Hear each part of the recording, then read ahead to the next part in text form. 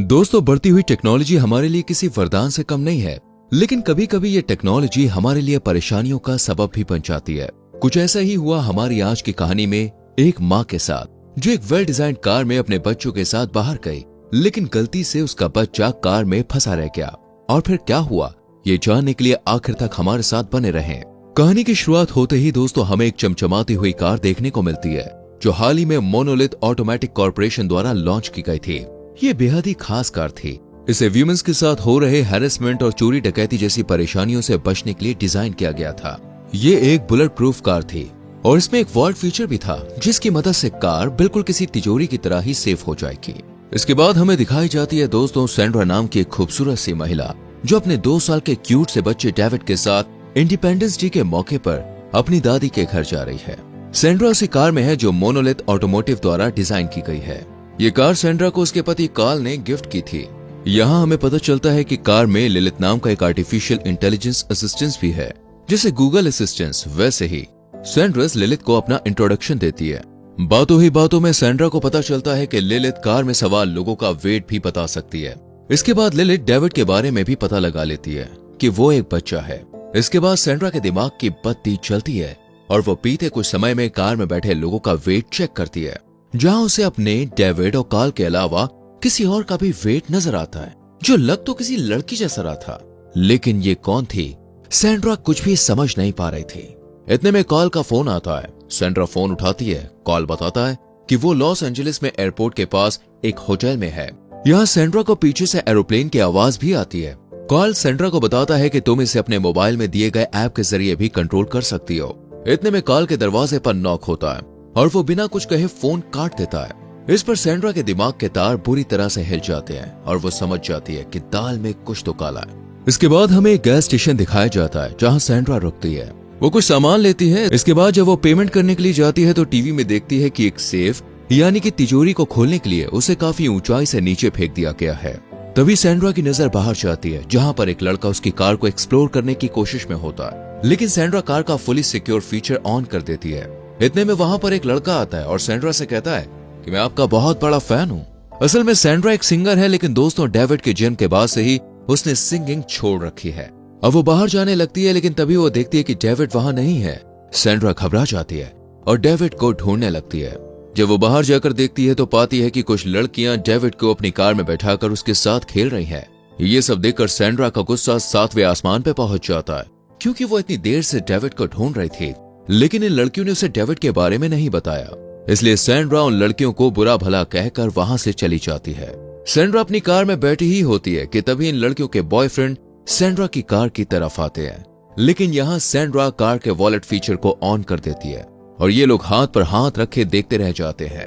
अब सैंड्रा यहाँ से निकल जाती है। रास्ते में हम देखते हैं कि सैंड्रा काफी खुश थी, क्योंकि लंबे समय के बाद उसे उसका कोई फैन मिला था। अपनी इस खुशी को शेयर करने के लिए सैंड्रा अपनी सबसे अच्छी फ्रेंड जेसा को फोन करती है।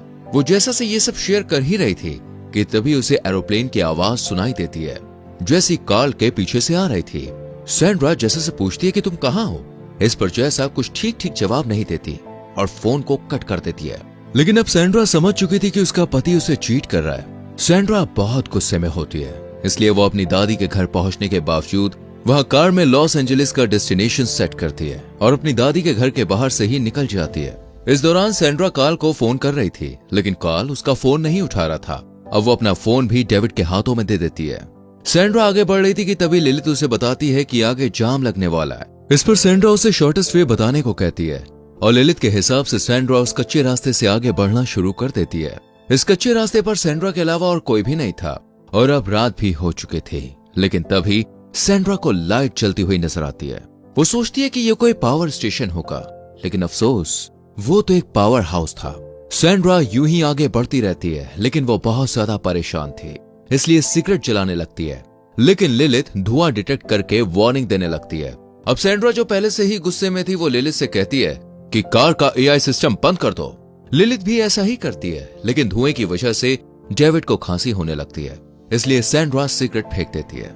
लेकिन इसी बीच एक हिरन कार के सामने आ जाता है। सैंड्रा फौरन ही कार को रोकती है और जब बाहर निकल कर देखती है तो पाती है कि वो हिरन मर चुका है। इधर सैंड्रा के बेटे डेविड के हाथ में सैंड्रा का फोन था, जो गलती से ऐप खोलकर कार का वॉल्ट मोड ऑन कर देता है। ये देखकर सैंड्रा भागकर कार के पास जाती है, लेकिन कार अब ओपन नहीं होने वाली थी।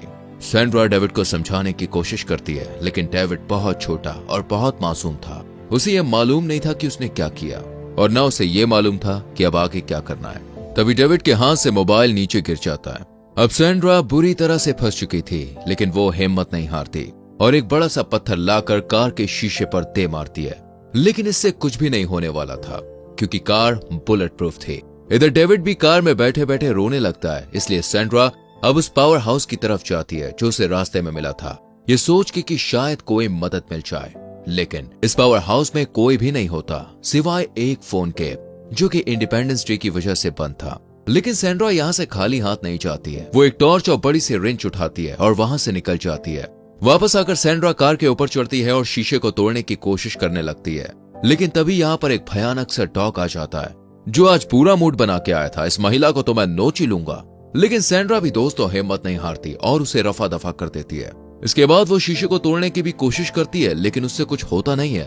थक हार कर सैंड्रा कार के ऊपर ही लेट जाती है और ये उम्मीद करती है कि शायद कार उसे फोन करेगा और मदद करने भी आएगा। लेकिन सैंड्रा जानती थी कि ऐसा होने वाला नहीं है।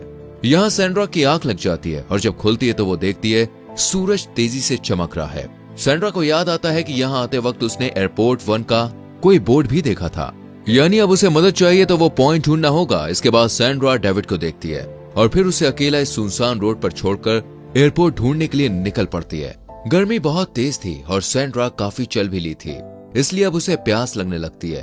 तभी उसे एक नदी नजर आती, लेकिन वो इस नदी में से पानी पी नहीं पाती क्योंकि इसका टेस्ट बहुत ही खराब था। काफी मेहनत के बाद वो उस जगह पर पहुंच जाती है, लेकिन यहाँ पर सिर्फ एक ही प्लेन होता है और वहाँ कोई भी मदद करने के लिए नहीं होता। लाचार सैंड्रा एक टायर को जला देती है ताकि कोई इस धुएं और आग से मदद करने के लिए आ सके और एक खाली बोतल लेकर वहां से निकल जाती है। वापस आते वक्त सैंड्रा बोतल में उसी नदी से पानी भी भर लेती है। तेज धूप और पैदल लंबा सफर तय करने के बाद जब सैंड्रा कार के पास वापस आती है तो देखती है कार में डेविड की हालत बहुत खराब है। सैंड्रा डेविड को जगाने की कोशिश करती है और कार के अंदर का टेम्परेचर सही करने के लिए वो उस गर्म पानी को भी कार के ऊपर पलट देती है। तभी सैंड्रा को याद आता है कि अगर वो कार के पास आग जलाए तो हो सकता है कि कार का एआई सिस्टम ऑन हो जाए और कार का दरवाजा भी खुल जाए। इसलिए सैंड्रा कार के पास आग जला देती है। सैंड्रा की सोच के अनुसार इस धुएं और आग की वजह से कार का एआई सिस्टम ऑन हो जाता है, लेकिन एआई सिस्टम यह डिटेक्ट कर लेता है कि ये आग कार के अंदर नहीं बल्कि बाहर लगी है।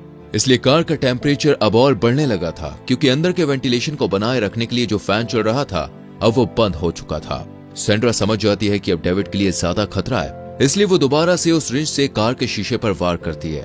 लेकिन हर बार की तरह इस बार भी कोई फायदा नहीं होता। इससे परेशान होकर सैंड्रा एक जगह बैठ जाती है और उसकी आंख लग जाती है। वापस जब वो उठती है तो देखती है कि डेविड की हालत अब और खराब हो चुकी थी। लेकिन सैंड्रा लाचार थी, उसे लग रहा था कि अब तो शायद डेविड मर चुका होगा। लेकिन तभी डेविड अपना हाथ हिलाता है, जिससे सैंड्रा की एनर्जी वापस आ जाती है। इतने में वहां वही जंगली कुत्ता वापस आता है और सैंड्रा पर हमला करने लगता है।